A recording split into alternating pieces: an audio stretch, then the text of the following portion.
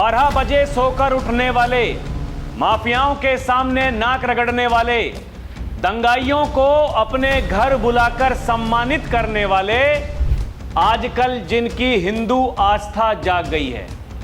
जब ये सत्ता में थे तो प्रदेश की जनता से कोई मतलब नहीं था। 2017 के पहले सोने वाली लोग थे, याद करिए, सो करके ही 12 बजे उठते थे। वो जो जिन्ना के अनुयायी हैं, इन्हें जब भी मौका मिलेगा ये आपको बांटने का प्रयास करेंगे। ये लोग जिन्ना के उपासक हैं। लेकिन प्रदेश की जनता जनार्दन ये भी जानती है कि अपराधी कोई भी होगा। अपराधी जानता है अगर उसने कुछ भी हिमाकत की तो वो जेल या जहन्नुम में होगा, तीसरी जगह नहीं मिलने वाली है। दर्शकों, सीएम योगी खतरनाक मूड में है। चढ़ावा चोरों के कबूतर उड़े हुए हैं और बड़े एक्शन की तैयारी है। अपराधी जानता है अगर उसने कुछ भी हिमाकत की तो जेल या जहन्नुम में से दूसरी जगह तीसरी मिलने वाली नहीं है।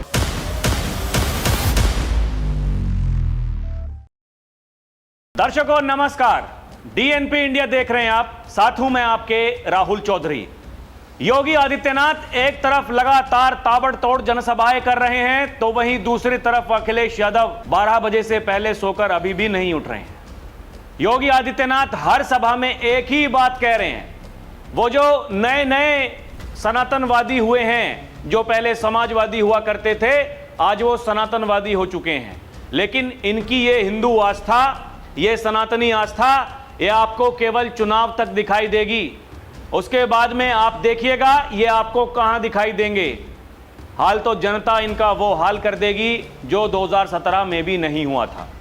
दर्शकों, आज भी उत्तर प्रदेश के मुख्यमंत्री योगी आदित्यनाथ वो 3 जनसभाएं उन्होंने की, शामली, बिजनौर, फिर गाजियाबाद। आप समझिए एक सूबे का मुख्यमंत्री, वो सुबह उठता है, अपने काम करता है, जो जनता दर्शन करने के लिए लोग आते हैं, अपनी समस्याएं बताते हैं, उन समस्याओं का निवारण किया जा रहा है, अधिकारियों को निर्देश दिए जा रहे हैं और फिर जनता के कल्याण के लिए जहां जहां जाना है वहां जा रहे हैं। ऐसी जगहों पर जहां पहले के मुख्यमंत्री कभी जाते नहीं थे, अपशकुन मानते थे, नोएडा जैसी जगह, बिजनौर जैसी जगह, वहां योगी आदित्यनाथ जाने से डरते नहीं हैं। ये पिछले 15 दिनों में दूसरा मौका है योगी आदित्यनाथ का। पहले गए थे जो बांग्लादेश से आए हुए हिंदू जिनको सीएए के तहत नागरिकता मिली, उनको वहां पर जमीन देने के लिए, उनका जो हक है वो हिस्सा देने के लिए योगी आदित्यनाथ बिजनौर गए थे। मुझे याद है उस दिन भी उन्होंने यही कहा था, मैं बहुत जल्द आपके पास में फिर आऊंगा, जो जन कल्याणकारी योजनाएं हैं उनका लोकार्पण, शिलान्यास होना है। आज बिजनौर गए और कहा, वो लोग जो दूसरी नजर से बिजनौर को देखते थे कि यहां आएंगे तो कुर्सी चली जाएगी, कुर्सी कल जाती हो आज चली जाए कोई दिक्कत नहीं, लेकिन जनता जनार्दन वो किसी भी काम से पीछे नहीं रहेगी। उनके जो काम है, काम होंगे, डंके की चोट पर होंगे। क्या 2017 के पहले भी बिजनौर की स्थिति थी? याद करना, मुझे कई बार बिजनौर आने का अवसर प्राप्त हुआ, लेकिन 2017 के पहले मुख्यमंत्री बिजनौर नहीं आते थे, बोलते थे मुख्यमंत्रियों के लिए अपशकुन है। दर्शकों, पिछले 1 महीने से ये विरोधी जगह जगह जाकर के माहौल जो बना रहे हैं, एसआईटी में लीपापोती हो रही है। जो एसआईटी बनाई गई, आप देख लेना, उसका कुछ नहीं होगा।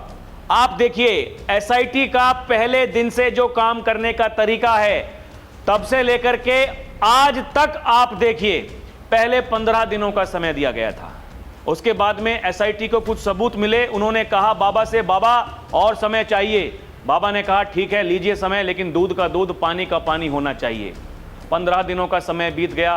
15 जुलाई को वो फाइनल रिपोर्ट सरकार को सौंपनी थी, लेकिन अभी तक नहीं सौंपी गई है क्योंकि और सबूत मिले हैं। वो जो अपराधी जो पकड़े गए हैं, जो आरोपी हैं, जो जेल में सड़ रहे हैं, वो मुंह खोल रहे हैं, उगल रहे हैं, सच बता रहे हैं। अब जो कुछ उन्होंने बताया है, खबरें ये हैं कि उसकी जांच होगी, वो सच बोल रहे हैं या फिर झूठ बोल रहे हैं। और कहा गया है, क्योंकि सुप्रीम कोर्ट ने प्रदेश की सरकार को कहा था, केंद्र सरकार को कहा था, एसआईटी की रिपोर्ट हमें दिखाइए, वो एसआईटी की रिपोर्ट वो सीधे सुप्रीम कोर्ट को दिखाई जाएगी। जो सॉलिसिटर जनरल, उन्होंने सुप्रीम कोर्ट में कहा था कि लिफाफा बंद होगा, एसआईटी की रिपोर्ट उसमें होगी, आपके सामने प्रस्तुत करेंगे, हमें दूध का दूध पानी का पानी करना है। वही जो योगी आदित्यनाथ पहले दिन से कह रहे हैं, वही होता हुआ दिखाई दे रहा है। खुलासे पे खुलासे हो रहे हैं, अपराधी बता रहे हैं कितना बड़ा उनका नेटवर्क हो गया था। वो केवल मौज मस्ती ही नहीं कर रहे थे, बल्कि पैसे से पैसा बना रहे थे। दर्शकों, योगी आदित्यनाथ ने कहा कि जो अभी तक जितने हमारे पास में वीडियो फुटेजेस हैं, उनको देख करके ये पता चला है कि जो 6 आरोपी हैं चोरी करते पकड़े गए हैं। 2 उनकी मदद कर रहे थे। वो जो 2 उनकी मदद कर रहे थे, अब उन्होंने कुछ उगला है और वो बड़ी खबर है, वो मैं आपको बताने वाला हूं। लेकिन दर्शकों, एक बार फिर से जो योगी आदित्यनाथ ने आज समाजवादी पार्टी हो या फिर कांग्रेस पार्टी हो, जिस तरीके से विभाजनकारी तुष्टीकरण की राजनीति करके इन्होंने प्रदेश की जनता को जातियों में बांटने का पाप किया था, भाषा के आधार पर बांटने का पाप किया था, क्षेत्र के आधार पर बांटने का पाप किया था। योगी ने कहा, ये जिन्ना के अनुयायी हैं, ये हमेशा आपको ऐसे ही बांटेंगे। सुनिए। जो लोग डेमोग्राफी बदल रहे थे, समाजवादी पार्टी और कांग्रेस के लोग, ये लोग जिन्ना के उपासक हैं। इसीलिए तो कांदला और केराना से पलायन हो रहा था। जब योगी आदित्यनाथ अपनी जनसभा कर रहे थे, उसी दौरान यह खबर आती है कि राम मंदिर चढ़ावा चोरी की फाइनल रिपोर्ट सुप्रीम कोर्ट को सौंपेगी एसआईटी, और योगी सरकार से मांगा गया है समय। बताया जा रहा है एसआईटी की टीम को जांच के लिए दिया गया अतिरिक्त 15 दिनों का समय बुधवार 15 जुलाई को खत्म हो गया। इस अवधि के खत्म होने के बाद अब इसे आगे और नहीं बढ़ाया गया है, ना ही ऐसी कोई संभावना है। हालांकि एसआईटी ने अंतिम रिपोर्ट के लिए यूपी सरकार से और समय मांगा है। माना जा रहा है एसआईटी की रिपोर्ट में मंदिर में दान चोरी प्रकरण, वहां की व्यवस्थागत कमियों को लेकर कई अहम बातें सामने आ सकती हैं। इसके साथ ही ट्रस्ट के जिम्मेदार लोगों की भूमिका को लेकर भी खुलासे हो सकते हैं। ऐसे में सबकी नजरें इस पर टिकी हुई हैं कि राम मंदिर से जुड़े होने की वजह से यह मामला काफी हाई प्रोफाइल हो गया है। वो तो पहले दिन से है, लेकिन इस एसआईटी की रिपोर्ट में क्या हो सकता है, क्या बड़े खुलासे हो सकते हैं। जो सूत्र बता रहे हैं मीडिया वालों को, वो ये कि सुप्रीम कोर्ट में इस मामले से संबंधित अपनी जो अंतरिम रिपोर्ट वो प्रस्तुत की जाएगी। जांच दल ने अब तक चढ़ावा गणना व्यवस्था, कथित वित्तीय अनियमितताओं, आरोपियों की भूमिका, बैंकिंग लेन देन संबंधित दस्तावेजों की गहन पड़ताल की है। हाल के दिनों में आरोपियों की कस्टडी रिमांड के दौरान हुई पूछताछ और बरामदगी के आधार पर कई नए सुराग भी मिले हैं, जिनका सत्यापन किया जा रहा है। जो सुराग मिले हैं उनका सत्यापन किया जा रहा है। क्या वाकई ये सही है या फिर अनर्गल आरोप लगा करके किसी को बदनाम करने की भी साजिश है। कई सारे एंगल्स हैं, कई सारे पहलू हैं, एकदम बारीकी से काम किया जा रहा है। वो जो बता रहे हैं दिल्ली और लखनऊ की लड़ाई है, लिपापोती है। दर्शकों, हमने पहले भी आपको बताया है, उनकी मानसिकता का कोई इलाज है नहीं। वो ऐसी ही बातें करेंगे क्योंकि उनके पास में कोई मुद्दा नहीं है जनता के बीच जाने के लिए, वो नहीं जा पा रहे हैं। देखिए, पार्टी के जो कार्यकर्ता हैं, वो किसी भी पार्टी के कार्यकर्ता हों, वो नहीं चाहेंगे कि हम हमेशा ऐसे ही सड़कों पर घूमते रहें। उनकी भी ये इच्छा होती है कि हमारे नेताजी वो मुख्यमंत्री बने। वो चाहे बीजेपी के कार्यकर्ता हों, वो चाहे समाजवादी पार्टी के हों, बहुजन समाज पार्टी के हों, और तो और जो आजकल आज़ाद समाज पार्टी, चंद्रशेखर आज़ाद रावण, वो जो अगड़ा बनाम पिछड़ा बनाम दलित, ये सब कुछ वो कर रहे हैं। वो भी ये कह रहे हैं कि 2027 की जो सत्ता में आने की चाबी होगी, वो हमारी जेब से हम निकाल करके किसी को देंगे। वही मैंने कहा कि किसी भी पार्टी का कार्यकर्ता हो, वो जमीन पर आपको दिखाई देगा काम करते हुए, लेकिन नेता कहाँ है? नेता क्या कर रहे हैं? नेता का क्या रोल है, यह आपको समझना पड़ेगा।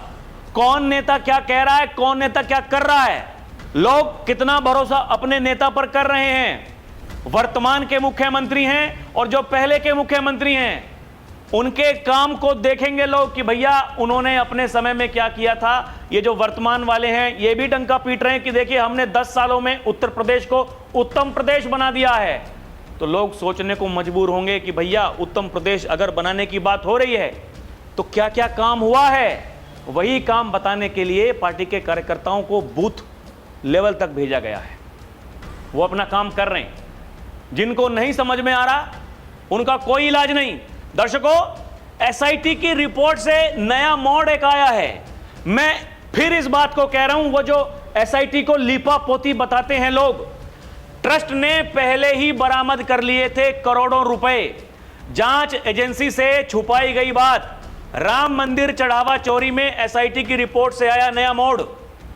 राम मंदिर चढ़ावा चोरी मामले में एसआईटी की रिपोर्ट में दावा किया गया है कि असली चोरी की रकम करोड़ों रुपए में थी, जबकि एसआईटी को सिर्फ लाखों रुपए की बरामदगी बताई गई। सूत्रों के मुताबिक ट्रस्ट ने सीसीटीवी फुटेज से पकड़े गए संदिग्धों से 2.5 से 3 करोड़ रुपए बरामद किए थे, लेकिन इसकी पूरी जानकारी जांच एजेंसी को नहीं दी गई थी। शुरुआती जांच में कहा गया कि कुछ लाख की चोरी हुई है, लेकिन अब तो जो कोषाध्यक्ष हैं गिरी महाराज, उन्होंने खुद आकर के कहा कि 3 करोड़ की हमारे संज्ञान में है, 3 करोड़ की चोरी हुई है। और अब यह बताया जा रहा है कि 2.5 से 3 करोड़ रुपए पहले ही वसूल कर लिए गए थे। आपको याद होगा, हमने भी आपको बताया था, जब यह खबर सामने आई तो सोशल मीडिया पर एक खबर चल रही थी कि चंपत राय को पता चल चुका था, वो एफआईआर दर्ज करने के लिए गए थे, लेकिन जैसे ही वो पुलिस स्टेशन पहुंचते हैं, अनिल मिश्रा का फोन उनके पास में जाता है और वो किसी तीसरे व्यक्ति से बात करवाते हैं। उसके बाद में चंपत राय बिना एफआईआर दर्ज करे वापस आ जाते हैं। उनको लग रहा था ये जो पैसा चोरी हुआ है इसको हमने वापस ले लिया, बात भीतर रहेगी, बाहर नहीं जाएगी, क्योंकि अगर बाहर जाएगी तो बदनामी होगी। बदनामी तो हुई, बदनामी तो ट्रस्ट की हो ही रही है। ये जो विरोधी हैं लगातार इसी बात को कह रहे हैं कि बड़े मगरमच्छ हैं उनको बचाया जा रहा है, छोटी मछलियों को फंसाया जा रहा है। लेकिन विरोधी जो सामने आकर के ये आरोप लगा रहे थे, जिन्होंने बार बार कैमरों के सामने आकर के ये कहा है, सवाल यही है कि क्या उनके पास में कोई ऐसे सबूत हैं जो वो एसआईटी को जाकर के सौंप दें, एसआईटी को अपना काम करने में भाई मदद मिलेगी। पहले दिन से यही बात की जा रही है, लेकिन वो है कहां? वो केवल कैमरों के सामने आते हैं, एसी में बैठ करके पीसी करते हैं, इसके अलावा उनकी दिनचर्या में कुछ और है नहीं। बताया जा रहा है एसआईटी की नई रिपोर्ट ने हलचल मचा दी है। रिपोर्ट में सूत्रों के हवाले से दावा किया गया है चोरी की असली रकम करोड़ों रुपए में थी, जबकि एसआईटी पुलिस के सामने सिर्फ लाखों रुपए की बरामदगी दिखाई गई। दावा है मंदिर ट्रस्ट ने इससे कहीं ज्यादा पैसा पहले ही बरामद कर लिया था, लेकिन पूरी जानकारी वो सामने नहीं आई। इन दावों की अभी तक कोई आधिकारिक पुष्टि नहीं हुई है, लेकिन इनके जो सूत्र हैं वो इनको ये बात बता रहे हैं। अब अगर ये एसआईटी की रिपोर्ट में हुआ, उसके बाद में क्या होगा दर्शकों, ये सोचने वाली बात है। क्योंकि योगी जो कर रहे हैं जगह जगह जाकर के इसी बात को कह रहे हैं कि इनको ये आस्था ये पहले याद क्यों नहीं आ रही थी, ये अभी इनको आस्था क्यों याद आ रही है। इनके जो काले कारनामे हैं वो बताए जा रहे हैं, ये इन्होंने पाप किए थे। और अगर यही बात है तो फिर खुल करके सामने क्यों नहीं आते हैं। आइए, अभी अयोध्या केवल जो जंग है वो जीती गई है, मथुरा काशी अभी बाकी हैं। अरे अब तो साथ दीजिए, अब तो कंधे से कंधा मिलाकर के खड़े होइए, ये कहिए चलिए हम आपके साथ हैं। जैसे उस समय कार सेवा की गई थी, ऐसे ही जो संत अखाड़ा परिषद है उसने कहा है कि भैया हम कार सेवा करने को तैयार हैं, हम जाएंगे मथुरा, कार सेवा करेंगे। लेकिन बड़ी बात यही है कि विपक्ष वाले क्या उनका साथ देंगे? जो कह तो रहे हैं कि हमारी आस्था के साथ में खिलवाड़ हुआ है, क्या वाकई उनकी आस्था के साथ उनको लगता है खिलवाड़ हुआ है, या फिर चुनाव से पहले एक मुद्दा बनाया जा रहा है कैसे ना कैसे करके ये जो सनातन की बात करते हैं इन पर उनको घेरा जाए। दर्शकों, एक और मीडिया रिपोर्ट देखिए। राम मंदिर चढ़ावा चोरी मामले में 100 से ज्यादा अधिक कर्मियों पर गाज की तैयारी, ट्रस्ट ने शुरू की छटनी की कवायद। राम मंदिर चढ़ावा चोरी मामले में एसआईटी जांच का दायरा बढ़ा है। 100 से ज्यादा कर्मचारियों, ट्रस्ट से जुड़े लोगों पर कार्रवाई की तलवार लटकी है। जल्द ही प्रशासनिक एक्शन की उम्मीद है। ये देखिए, राम मंदिर चढ़ावा चोरी मामले में एसआईटी लगातार जांच कर रही है। कई कर्मचारियों से पूछताछ भी की जा चुकी है। जांच एजेंसियों की रिपोर्ट के आधार पर जिन लोगों की भूमिका संदिग्ध पाई जाएगी उनके खिलाफ सख्त कार्रवाई की जा सकती है। हालांकि इस मामले में ट्रस्ट जांच एजेंसियों की तरफ से अभी तक कोई आधिकारिक बयान नहीं दिया गया है। मंदिर परिसर में ट्रस्ट के कर्मचारियों के अलावा कई निजी एजेंसियों के माध्यम से भी कर्मियों की तैनाती की गई है।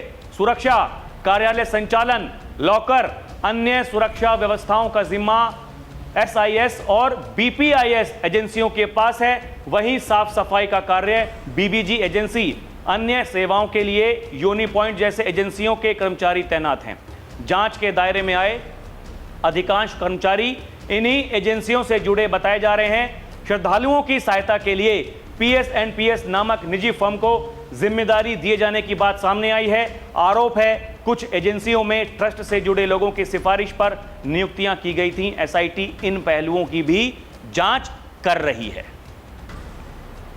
आप इस बात को देखिए कि एसआईटी क्या कर रही है, क्या नहीं कर रही है। बड़ा क्योंकि सवाल यही है, आप एक जगह बैठे हैं, बाहर आप निकल ही नहीं पा रहे हैं।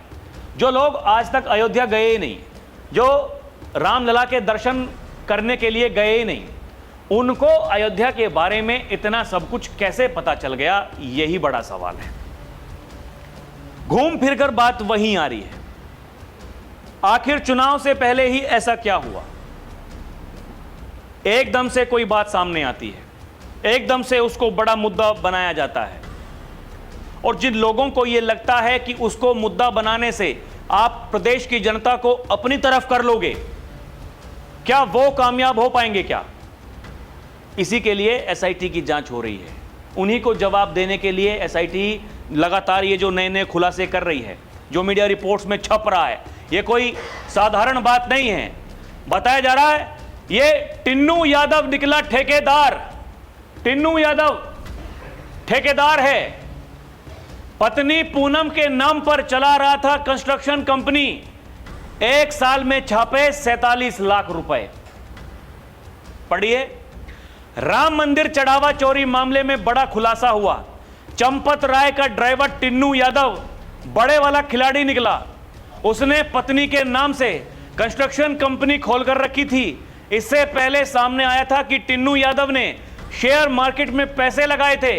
आरोपियों ने चोरी की रकम अपने रिश्तेदारों, करीबी लोगों के बैंक खातों में ट्रांसफर करवाई और बाद में उसे अपने खातों में वापस मंगवाकर लेन देन छुपाने की कोशिश की।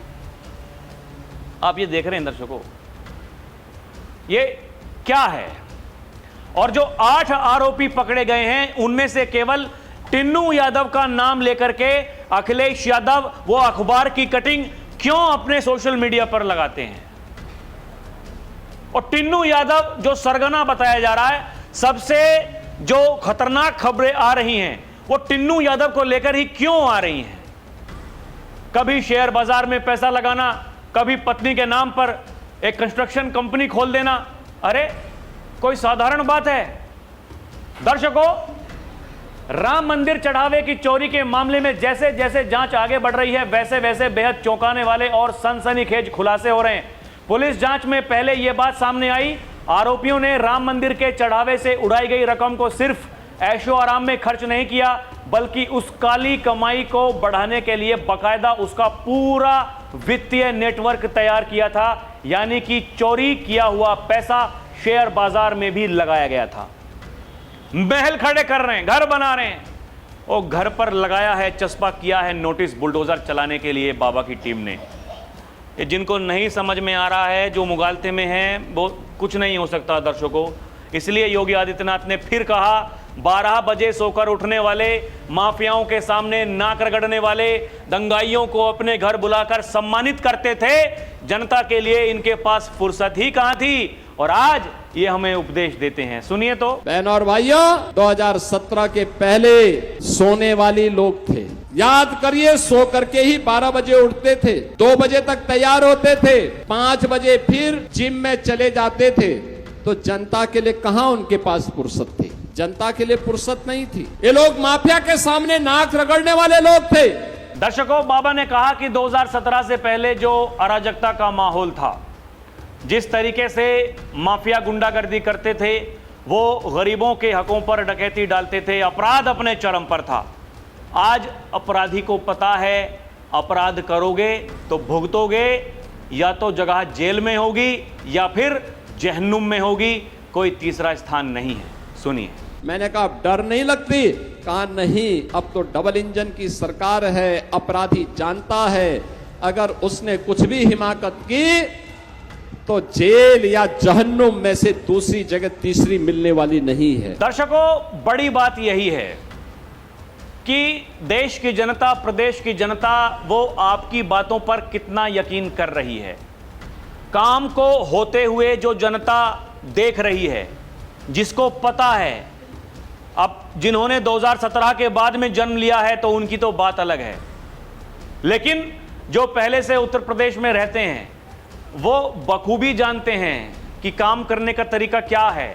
ये जैसा कि मैंने वीडियो की शुरुआत में कहा, योगी बार बार क्यों कह रहे हैं कि 12 बजे सोकर उठने वाले, 2 बजे तैयार होने वाले, 5 बजे जिम जाने वाले और फिर रात भर मटर गश्ती करने वाले, उनको प्रदेश के लिए फुर्सत ही नहीं थी।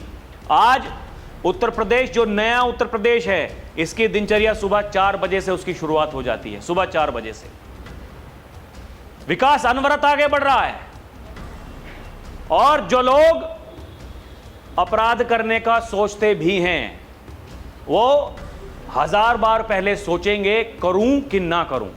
अब जिनकी बुरी आदतें हैं, जो कभी जाती नहीं हैं, जिनको समय समय पर गर्मी आने लगती है, फिर उनकी गर्मी को शांत करने के लिए डेंटिंग पेंटिंग का सहारा भी लिया जा रहा है। सब कुछ इसी उत्तर प्रदेश में हो रहा है। लेकिन वो चढ़ावा चोरी का मुद्दा जो इतना बड़ा बनाया गया समाजवादी पार्टी कांग्रेस के द्वारा, आप सोचिए, उन लोगों ने बनाया जो गए नहीं आज तक अयोध्या, लेकिन राम मंदिर चढ़ावा चोरी, राम मंदिर चढ़ावा चोरी, क्या कुछ नहीं कह दिया गया। अरे हमारी सरकार आएगी, हम ये करेंगे, ये बना देंगे, वो कर देंगे। अरे पहले थे, क्यों नहीं कर दिए थे? आप सोचिए ना दर्शकों, ये 500 सालों की लड़ाई है, और 2014 से पहले देश को आजाद हुए कितने साल हो गए थे? ये सब कुछ जो कुछ हुआ पिछले 11-12 सालों में कैसे हो गया? जब पहले नहीं हो पा रहा था, आज कैसे हो गया? आज क्यों कहते हैं योगी आदित्यनाथ कि सामने वालों को सोचना चाहिए? वो डंके की चोट पर कहते हैं जो हमारा है लेकर के रहेंगे। उनको सोचना चाहिए, आकर के खुद पहल करनी चाहिए और ये कहना चाहिए कि भैया ये आपका है, हमसे भूल हुई, गलती हुई, ले लीजिए। क्या अखिलेश यादव के भीतर इतनी क्षमता है कि वो ये कह सकें कि हमारी सरकार बनेगी? वो ये तो कह रहे हैं कि हम अपना जो हमारा संकल्प पत्र होगा, हम घोषणा जो पत्र देते हैं ना, पार्टी हमारी सरकार बनेगी, हम ये कर देंगे, हम वो कर देंगे, तो अखिलेश यादव के नेताओं का ये कहना है कि हमारी सरकार बनेगी, राम मंदिर के जो चढ़ावा चोर हैं उनको हम सजा दिलवाएंगे, हम उसमें लिखेंगे ये बात। तो अखिलेश यादव जी, आप उसमें ये लिखिए, हमारी जब सरकार बनेगी हम मथुरा के लिए पहल करेंगे, हम काशी के लिए पहल करेंगे। क्या वो आपकी आस्था नहीं है? संकल्प पत्र में वो लिखिए आप, क्योंकि बीजेपी ने जो लिखा वो उन्होंने किया, इसलिए वो ये कह सकते हैं और इसी बात को कह रहे हैं। वो घटना दुर्भाग्यपूर्ण थी, उसका दुख सबको है, जितने भी सनातनी हैं, राम भक्त हैं, सबको दुख है, लेकिन उस पर राजनीति नहीं हो सकती है। और राजनीति करने वाले लोग कौन हैं? आज भी उनके कारनामों को देख करके अगर आपको लगता है कि वो सत्ता में आएंगे और सब कुछ ठीक रहेगा, वो जिसकी सोच हो सकती है, लेकिन ज्यादातर लोग ऐसे नहीं सोचते हैं। उनको पता है ये जब थे तो पहचान का संकट खड़ा किया था, और फिर आएंगे तो फिर वही जातिवाद, पहचान का संकट, पीडीए, परिवार डेवलपमेंट अथॉरिटी, उसके अलावा कुछ है नहीं। बाकी दर्शकों, अब सुप्रीम कोर्ट एसआईटी रिपोर्ट जा रही है। सुप्रीम कोर्ट में जाकर के क्या होता है, ये जो खुलासे हो रहे हैं, जो सूत्रों के द्वारा बताया जा रहा है, क्या वाकई ये सही निकलेगा? देखिए, ये जितनी भी खबरें हैं, किसी ने भी इसकी पुष्टि नहीं की है, लेकिन हाँ, ये सब कुछ चल रहा है, सोशल मीडिया पर है, मीडिया में है, खबरें छप रही हैं, लेकिन कहा जा रहा है सूत्रों के आधार पर। क्या ये सच होगा और कौन कौन नपने वाला है, वो देखने में अभी बड़ा आनंद आने वाला है दर्शकों। हम भी देख रहे हैं, आप भी देखिए। बाकी आपको क्या लगता है हमें कमेंट करके बताएं। अभी के लिए इतना ही। देखते रहें डीएनपी इंडिया, हर खबर भरोसे के साथ। हमारी आपसे अपील है, आप हमारे चैनल को सब्सक्राइब भी करें। बहुत बहुत धन्यवाद। जय हिंद, जय भारत, नमस्कार।